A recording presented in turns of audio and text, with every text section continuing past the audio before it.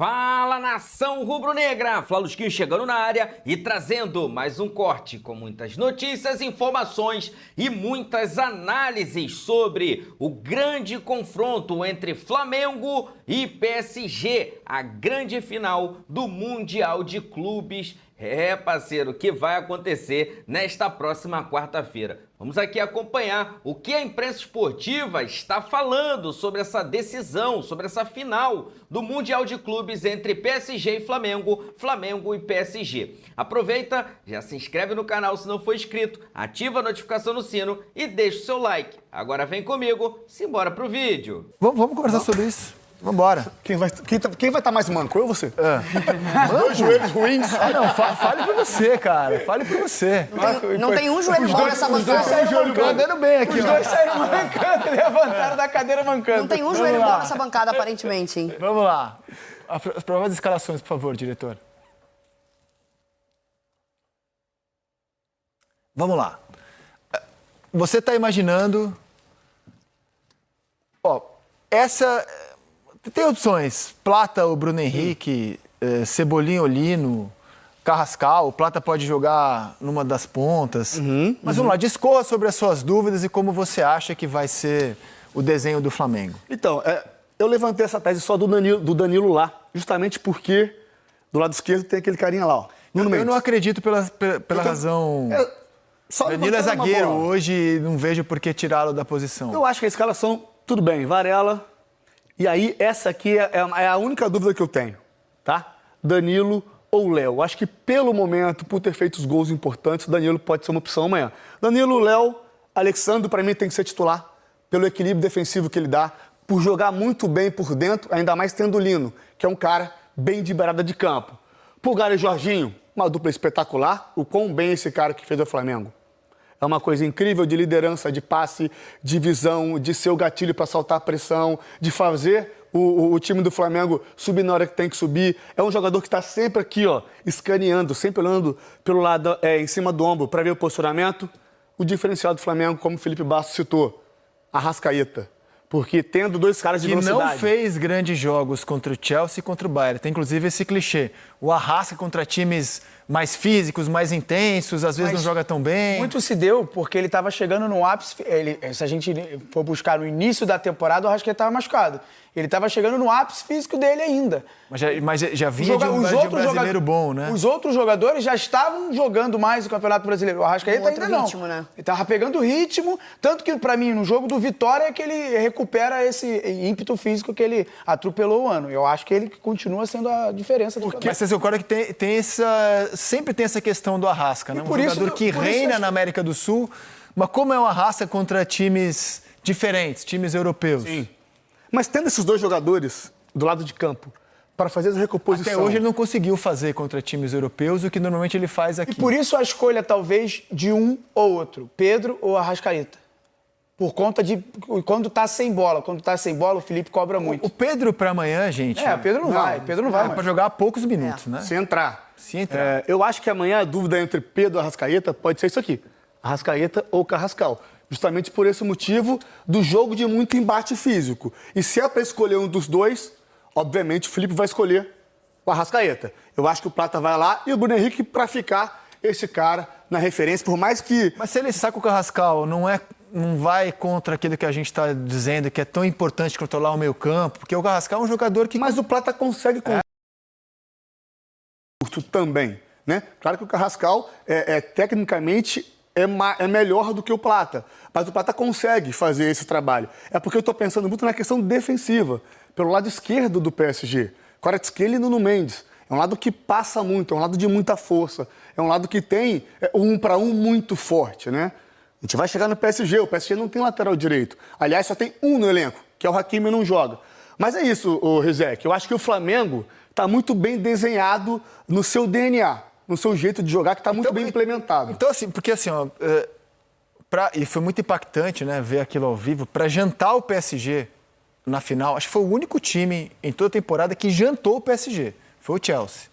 O Chelsea colocou 3 volantes. Ele colocou o Reece James de volante, aí já tinha o Caicedo e o Enzo, excelentes jogadores, e o Cole Palmer. Ele fez um 4-4-2 para encarar o PSG. Você acha que o Flamengo não vai fazer algo parecido, por exemplo? Povoar mais o meio-campo? Não tem que povoar. Então, com 4... Você acha que o Flamengo não vai, por exemplo, mudar o sistema, jogar com 4-4-2? O Flamengo não fará essa concessão para jogar meio Eu com o acho que PSG? defendendo, o Flamengo defende num 4-4-2, né? Fica o Bruno Henrique e o Arrascaeta um pouco mais à frente, com seus homens de lado defendendo Colocar um De La pouco Cruz no time, reforçar o meio-campo. Vocês não veem esse cenário para o Flamengo amanhã? Não, dos jogadores, não. Assim, eu pensei aqui, eu pensei comigo, tá? Talvez ele preencher. Isso aí é um pensamento já de preenchimento de centro do campo. Pulgar, Jorginho e Saul. Eu tinha pensado no Saul, mas o Saul não está bem fisicamente, né? Não. O Saul foi a primeira coisa que me veio à mente. O Saul, mas ele não está bem fisicamente.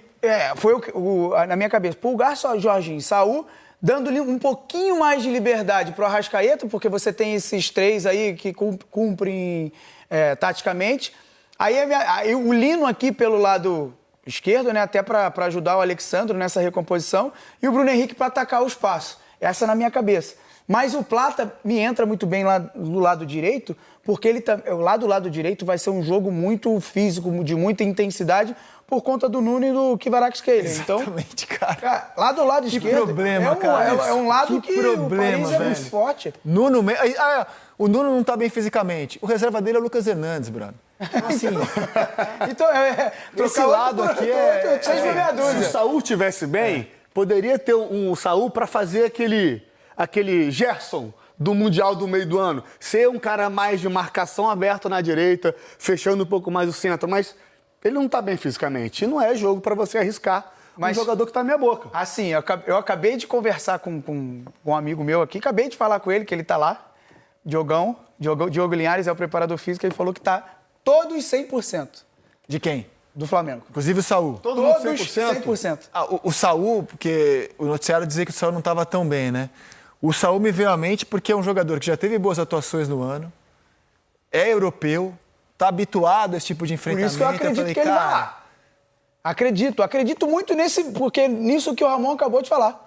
Porque ele pode ser esse Gerson lá do lado esquerdo e é um cara europeu que conhece o jogo, conhece os embates. Ele jogou muitos anos no Atlético de Madrid, em muito alto nível, chegou em final de Champions League. Jogou muito bem esse ano também. Então, eu acho que ele pode ser esse cara lá.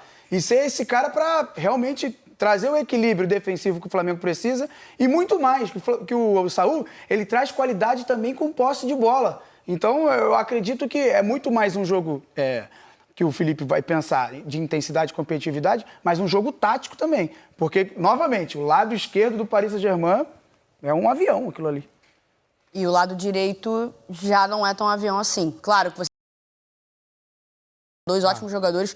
Inclusive o Barcola começa a temporada 24-25 fazendo o lado onde está o Kvaratskhelia, porque o Kvaratskhelia chega na janela de meio. Eu não gostaria de dormir à noite achando que eu vou marcar o Duê no dia seguinte. Não, é muito ruim, mas eu tô falando do setor defensivo. Ei, imagina meu lateral esquerdo aqui. Cara, é liso, Mas o ponto aqui é o setor defensivo. O Zaire Emery é um jogador de meio de campo. Ele tá improvisado ali. Né? É um jogador muito jovem, tem 19 anos só. Ele surge nesse PSG como um jogador de meio de campo, de centro de campo, naquelas rotações de atletas. O Zaire Emery, ele ocupava, mais ou menos, muitas vezes no campeonato francês, um setor mais central. Na ausência do Hakimi, ele é o cara que está tendo que segurar essa bomba, que não é fácil. Não é fácil você substituir um Hakimi.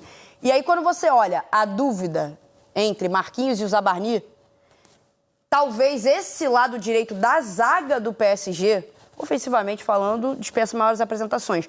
Mas talvez esse seja o espaço ideal para um Lino, para um Cebolinha, para quem sabe até um Carrascal no decorrer do jogo atuar pelo lado esquerdo e aí dentro dos embates táticos. Eu acho que isso pode mudar. O Kvaratskhelia é mais dono da posição, mas o Duê e o Barcola, o Duê pode atuar nas três posições de frente.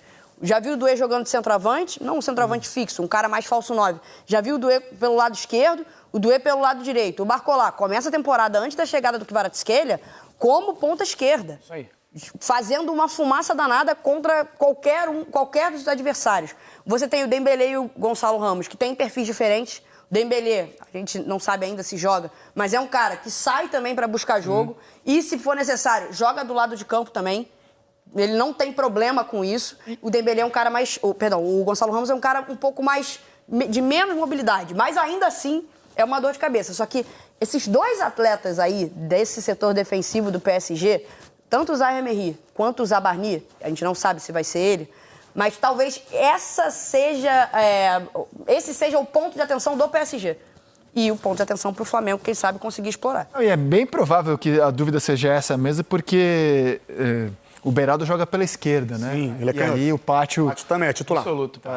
Eu acho que a encrenca é tão grande para o Flamengo, porque além de coletivamente o PSG, nos seus melhores momentos, ser encantador, ser uma máquina, que tirando o goleiro, que foi contratado a toque de caixa, né? O Donnarumma saiu no apagar das luzes da janela, e aí o PSG teve que correr para trazer um goleiro que não é nada de outro mundo, assim, um goleiro bom, mas normal.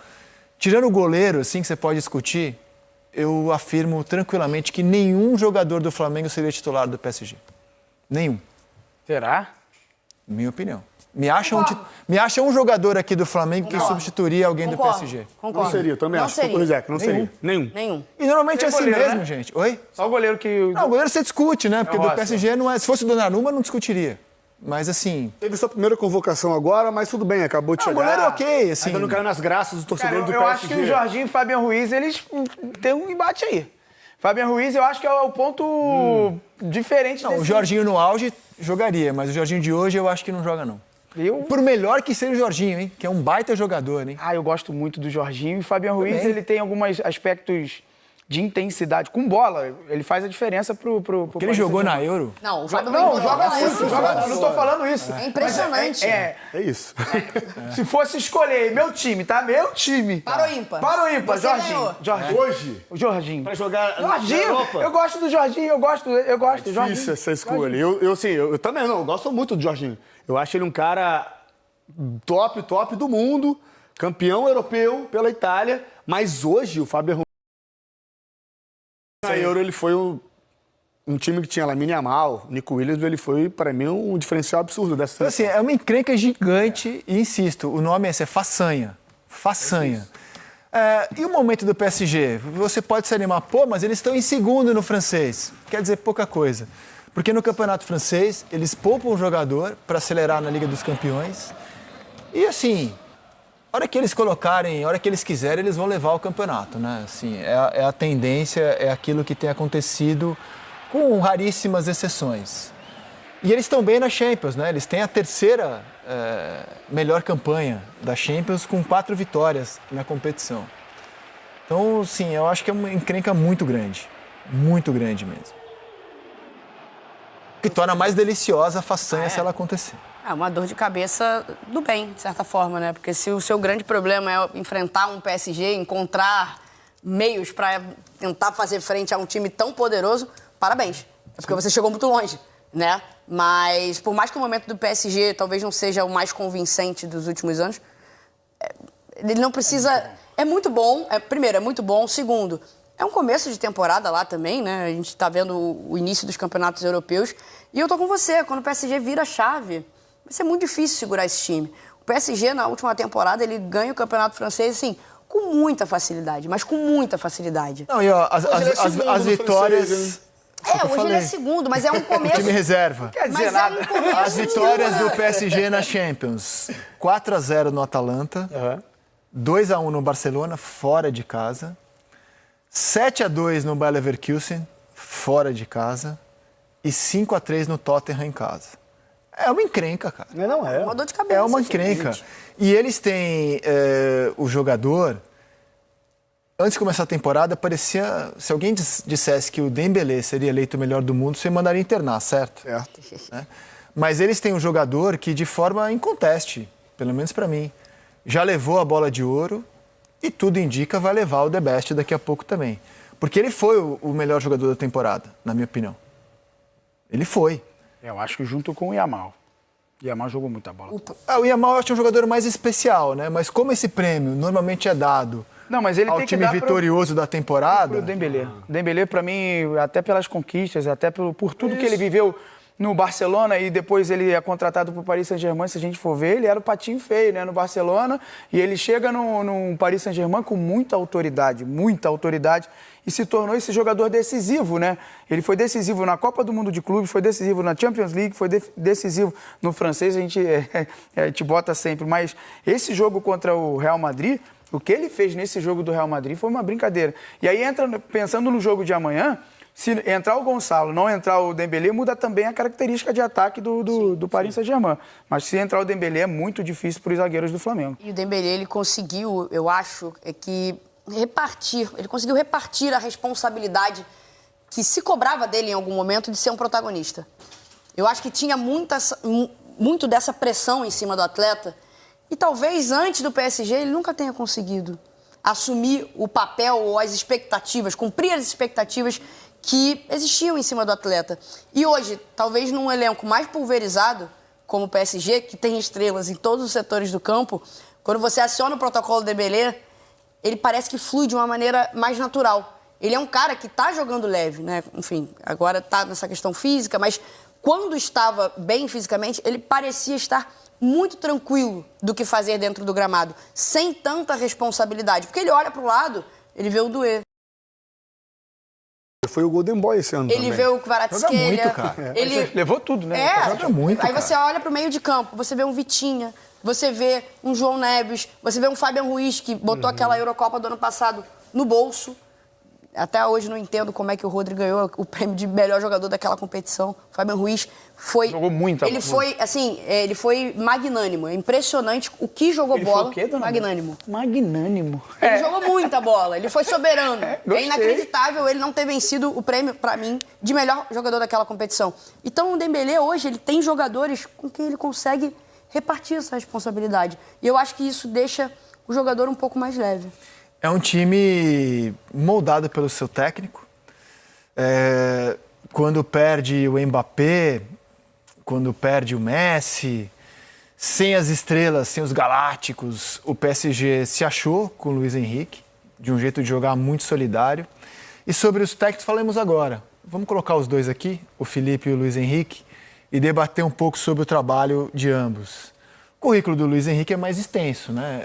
Já venceu uma Champions com o Barcelona, outra com o PSG, ganhou 2 campeonatos espanhóis, 3 Copas do Rei, dirigiu a Espanha em Copa do Mundo. Na França já tem 2 campeonatos franceses, 2 Copas, já tem um Intercontinental pelo Barcelona, Supercopa da Espanha, Supercopa da França, é o treinador com mais tempo de carreira. E o Felipe, em um ano, conseguiu isso daqui, que é uma coisa impressionante, em um ano de carreira. Libertadores, Brasileiro, Copa do Brasil, Carioca, Supercopa. Ele só não ganhou 2 títulos de todos o que ele disputou na vida. A Copa do Brasil desse ano e a Copa do Mundo de Clubes, que era uma tarefa quase impossível de acontecer. O Luiz Henrique tem um trabalho autoral, certo? O time do PSG é moldado pelo técnico, pela ideia do treinador. Acho que isso é indiscutível. E o Felipe Luiz, como vocês classificam a maneira como ele montou o Flamengo de 2025? Com o que ele pensa de futebol. Acho que a gente pode chamar de autoral também. Autoral, eu também acho. Eu ia falar Autoral isso. também. Autoral porque é um time com muita coragem, muita personalidade e uma coisa que o Felipe ele não abre mão. E a gente, se for buscar um pouquinho atrás, uns meses atrás aí, não abre mão de intensidade e competitividade, independente de quem vai para dentro de campo. E por isso, de uma das brigas dele com o Pedro, com a qualidade de treino do Pedro, porque ele exige de todos que vão para campo intensidade e competitividade. E aí, um Flamengo que tem muita solidariedade também, igual esse Paris Saint-Germain, porque os jogadores eles se ajudam dentro de campo. E aí você vê claramente a seriedade como eles tratam o jogo.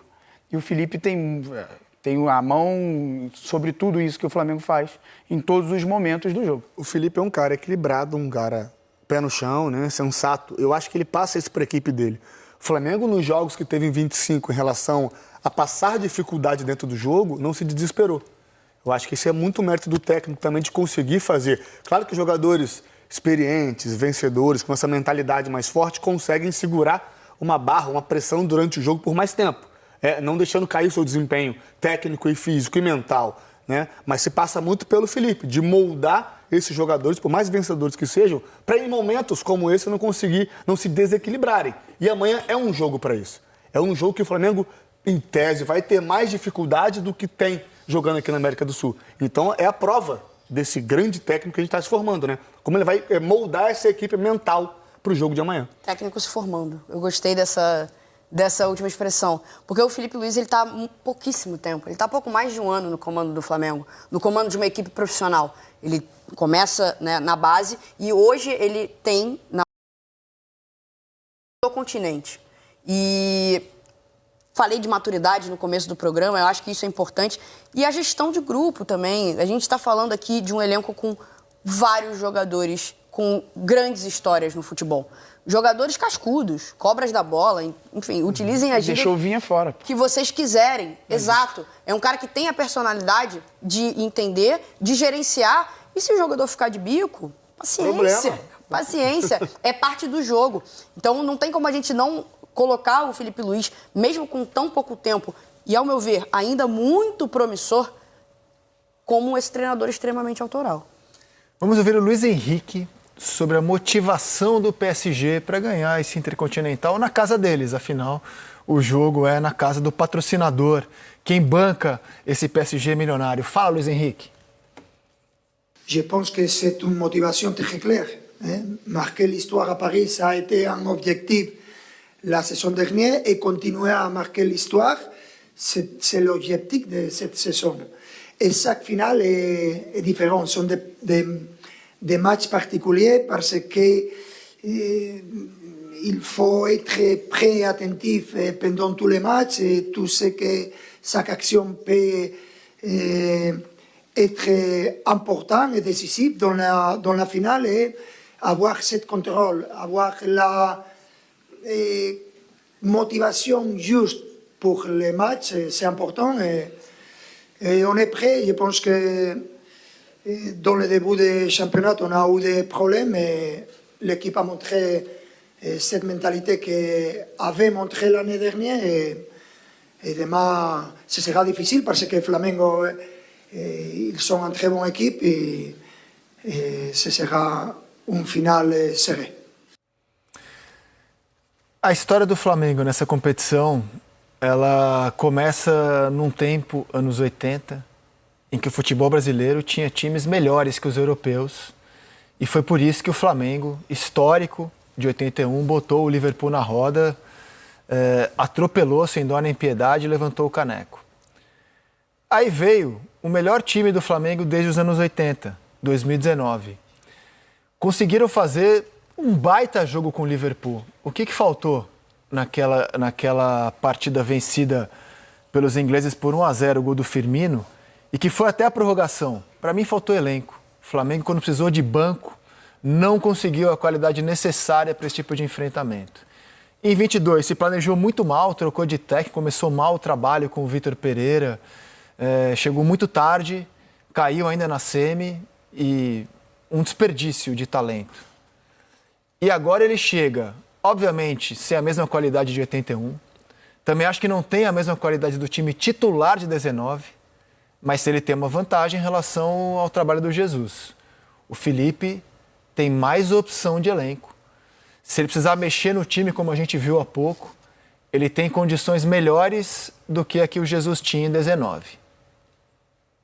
O que vocês acham? De acordo. De acordo. De acordo. O Flamengo de 25 é melhor que o Flamengo de 19. Muita possibilidade. O time titular eu não acho, mas o elenco...